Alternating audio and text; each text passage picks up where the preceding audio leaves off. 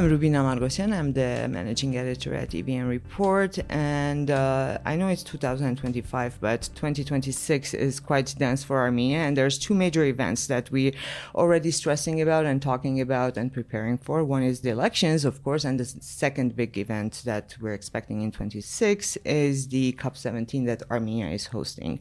So for a lot of us, understanding what the COP is, either it's the climate change conference or the biodiversity conference, what the difference is, what it entails, is relatively new, and we're still trying to understand. So for that reason, to kind of prepare for what's coming up and the little challenges ahead of us, today I'll be speaking with Tatiana Der Avedissian. She's the head of business development for Economist Impact's World Ocean Initiative and sits on the Economist Group Sustainability Steering Committee. She advises other organizations on her free time. This is what her bio says, on her free time, with their strategic communication and business needs. She is on the board of the trustees of the Armenia Institute, co-founder of the Armenia Project, co-president of the Harvard Kennedy School Women's Network, and board member of the UK Cyprus Enterprise Council. You were also, Tatiana, appointed advisor and climate justice coordinator for the 2024 meeting of the W7. And speaking with you recently, we understood that we can really understand a lot about what to expect when you're expecting a COP17 event. Hi, Rubina. Hi.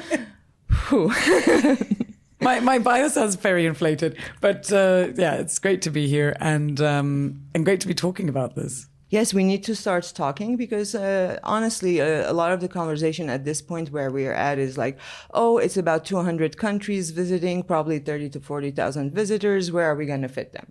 And then you realize that that's not necessarily the primary conversation that we need to be having. And it's going to happen from October 17 to the 30th in Yerevan in 2026. And there's not really a lot of time. I know it's a year ahead, but to prepare for such an event, but to just take a step back from organizational stuff and expect this. I was like, what does it mean for Armenia to be hosting a COP17? So the conferences of the party, COP17, there's quite a few COPs out there. The biodiversity COP is not as large as the climate conference COP that we know that Brazil is going to be hosting later this year, but it is as significant as any of them, because it is looking at how we're going to sort of conserve and preserve our planet's biodiversity. And when we talk about biodiversity, it means our natural habitat, our marine life, and all of those things in the most basic way. What it means for Armenia, it's huge, because you're going to have, it's not 30 to 40, but you'll end up with probably about 7 to about 15,000 people coming to Armenia from all over the world. It's significant because, you know, with all the respect, I would argue that half this world doesn't know where Armenia is. Some of them probably don't even know that a country like named Armenia exists. And so suddenly Armenia is going to be in the spotlight from, you know, places like in the Pacific Islands. They'll be like, oh, what is this Armenia? The same thing happened for Azerbaijan, actually. When they announced that they were going to be hosting COP, there were so many people that confused Azerbaijan with Kazakhstan because they didn't know the difference. I was on a panel and someone said, yeah, when we go to Kazakhstan, I was like, well, no, you're going to Azerbaijan. But anyway, Armenia has never been in the spotlight in that way. We think we have, through our history, through certain things that we think the world knows about us. But actually, a lot of the world doesn't know about us. And so it's a great opportunity for Armenia to not only demonstrate its environmental credentials and leadership in this space, but also give people a taste of Armenian hospitality, Armenian culture, and so on. That's something else that I kind of personally worry about. What are our environmental credentials? Because, you know, with all talk of COP17 happening in Armenia, we're talking about how incredibly biodiverse Armenia is for a small country that it is, how much biodiversity we have. But I also worry about all the environmental, faults that we have, or are we ready? Because when I was reading about the event, it also kind of, the host country kind of needs to showcase some success stories kind of to prove its credentials. And do we have environmental credentials, or is that something that time is running out on in in the sense of preparing for COP17? It's actually quite appropriate that Armenia is hosting this because it is a country that is rich with biodiversity. The landscape, the habitat, there's I think 17,000 different species in Armenia. So there's a lot that Armenia can talk about and demonstrate. Are its credentials where it needs to be? Probably not, but I'd sort of challenge that and say which country that has ever hosted any of these events has the most impeccable credentials when it comes to the environment. Armenia has a lot to do in the run-up to COP17. A priority for 2025 has to be that they have to set up their National Biodiversity Strategy Action Plan. This is something that, they're not the only ones that haven't done it. There's lots of other countries that haven't, but that's going to help boost that. But where Armenia is sort of can boast and demonstrate sort of its credentials is around its desire to work with local NGOs, environmentalists, and so on to develop these plans. So what I've seen is that there is a visible effort between policymakers and civil society to work together. Probably businesses, I would argue, and I'm speculating on this actually, but businesses are probably not as tuned in on that. But that's a sort of an educational path that policymakers and the NGO community are going to have to work together to address. So there's lessons to be learned. Armenia has protected 13% of its terrestrial area.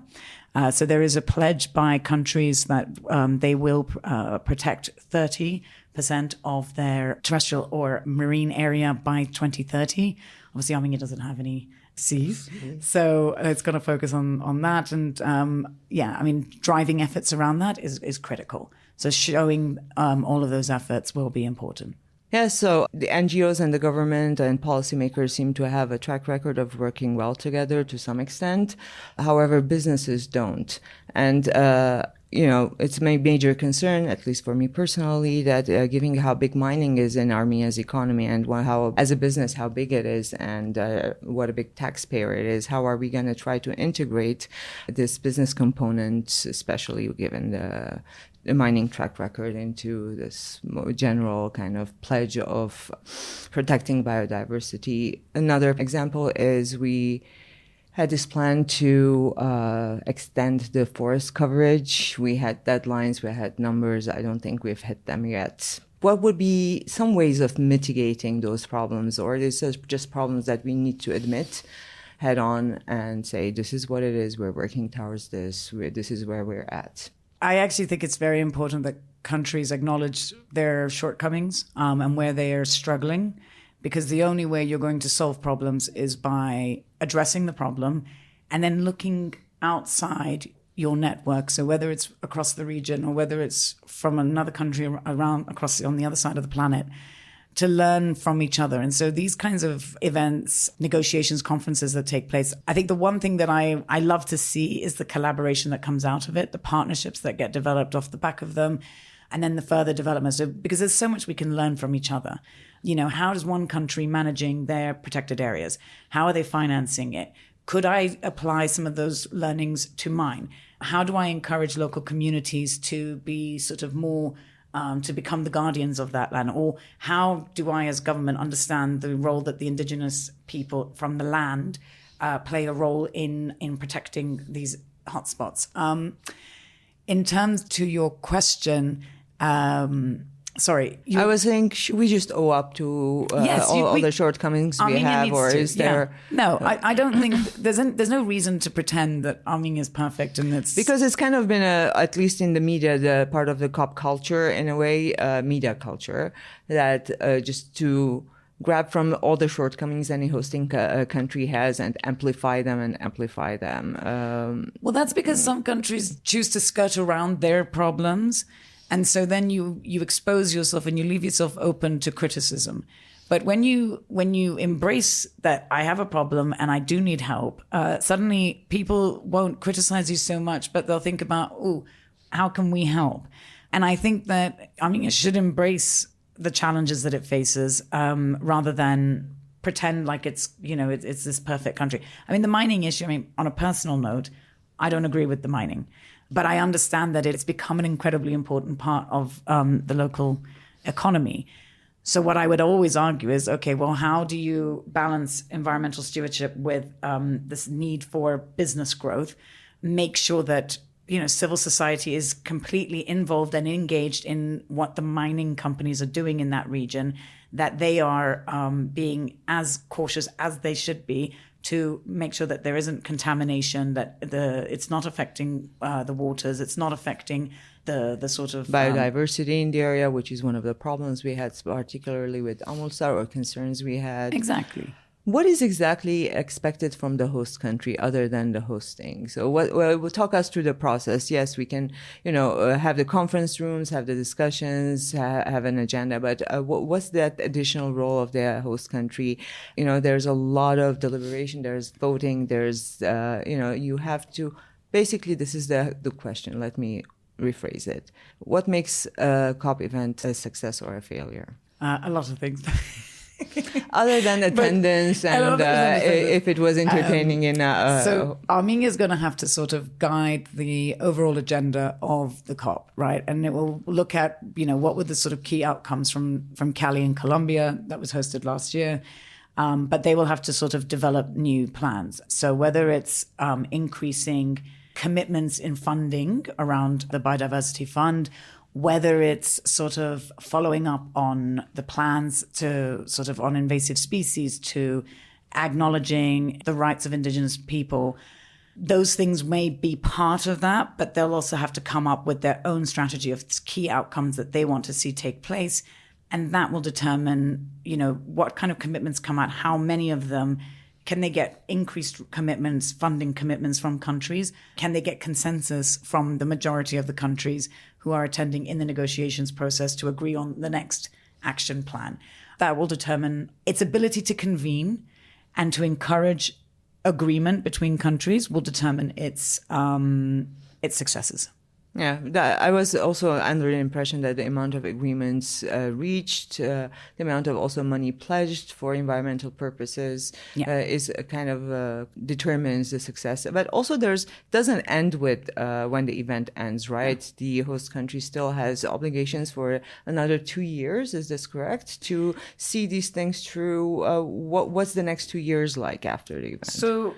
I'm talking as if we've already hosted it. Now let's talk about what's next. Armenia is already engaged in sort of developing and supporting on the existing commitments.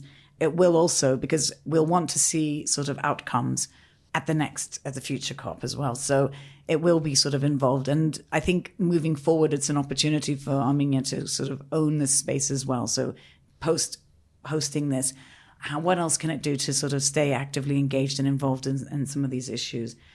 So definitely Armenia will still play a critical role, and will have to report on commitments and so on. I always think that Armenia has now a very active role in genocide prevention pavilions, because we're speaking up. At least the foreign ministry said it will be a priority for Armenia to be very active in genocide prevention. When it comes to environment, what is Armenia's potential on international platforms? We've been invited to the big boys and girls table at this point. I think this is evidence of that.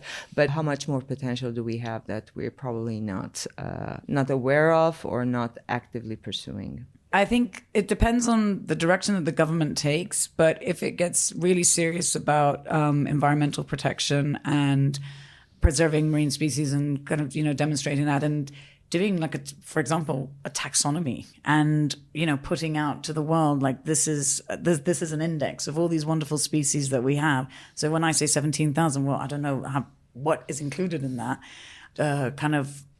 I would say make it interesting. Get more detailed into what is going on in Armenia. Follow through on the sort of policy plans. Get to your 30 by 30 pledge before 2030, sorry. And, just continue to be actively involved, actively engaged, be seen as a convener, be seen as taking leadership in this place. It can get very political because everybody comes with an agenda.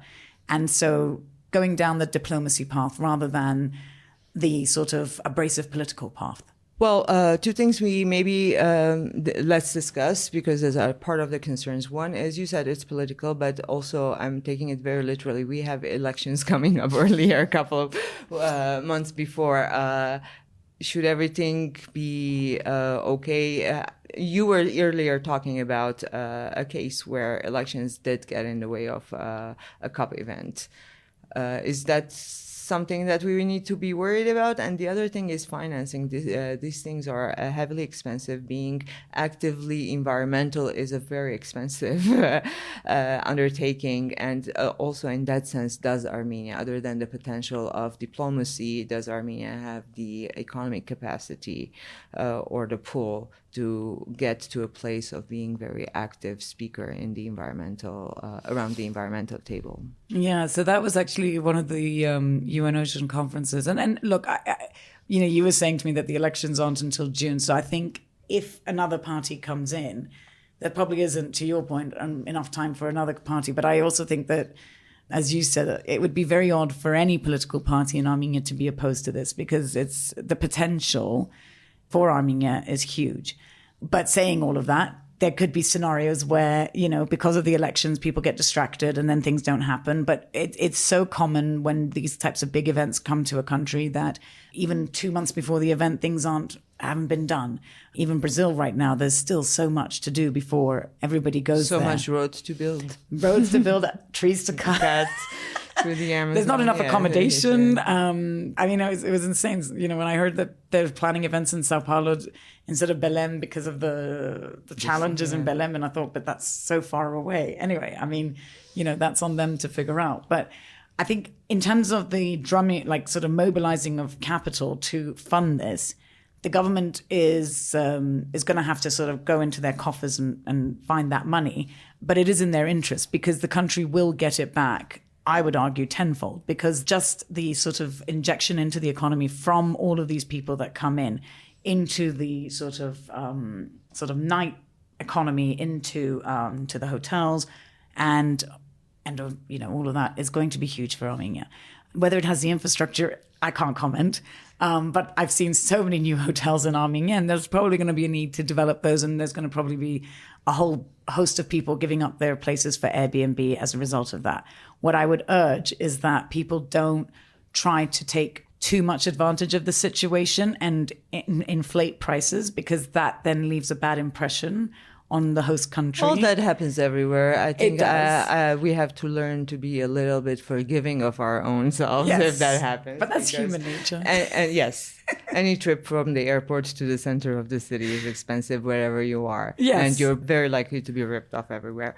We were talking about information earlier, but we kind of diverted it. We are, and as a journalist, we feel this all the time, that we need concrete information about things, about the number of species in Armenia, about the extent of biodiversity in Armenia, because this thing that, Armenia is incredibly space for the small country that it is. I'm like, proof. I would need to see these numbers. Is this something that we're saying, or is it something that's actually true? Well, and I think it's not absolutely untrue. Yes, we do have true. But what I would say is actually, something I like when I've been to the two last UN Ocean conferences, and even the UAE did this at the last climate COP that I attended. There's a lot of public awareness information that's put out on the streets in little squares, various different foundations or NGOs putting up key information for the public, because the mass majority of people in Armenia, I'm going to gander, are not that aware of this, especially if you are not sort of exploring the country to its full potential. So just sort of small snippets of information, because not everybody wants to read all the details, but if, just running awareness campaigns in the run-up, I'd argue from now, just start running campaigns so that people start understanding what is Armenia's biodiversity? What does biodiversity mean? I don't think most people would know. Why is COP important? Because the local population may also get irritated and think, why are we hosting this? Because it's going to cost us so much money, not understanding the significance and the importance of it. because we're thinking of the short term rather than the long term strategy. So that's another thing that's always going to happen, just like getting ripped off on a taxi ride from an airport. I mean, everyone this is a lot of local people in any country might see it more as a disturbance and a waste of funds and a distraction, rather than, because they'll say, well, why can't the funds go towards X, Y, Z? But ultimately, it's not an and or, it's not an or situation. It's an and situation. So I think running awareness campaigns, putting out educational materials, journalists in country doing more to tell Armenia's story to the local population. Run them in Russian, run them in Armenian, run them in English, French, all the languages, so that, people start to really learn. I've noticed here that there's a lot of, when you go to a museum or when you go to, in the public spaces, they're not necessarily using multiple languages, forgetting that I think these days Armenia it's multilingual. I mean, of course, everyone speaks Armenian, but not everybody reads it because there's such a large diaspora here. There's others who are Russian that don't read Armenian. There's others who are sort of English or American who don't read any of the others, of the above, the French. There's a lot of Iranians here now, so maybe, utilizing that so that you get real public awareness through that.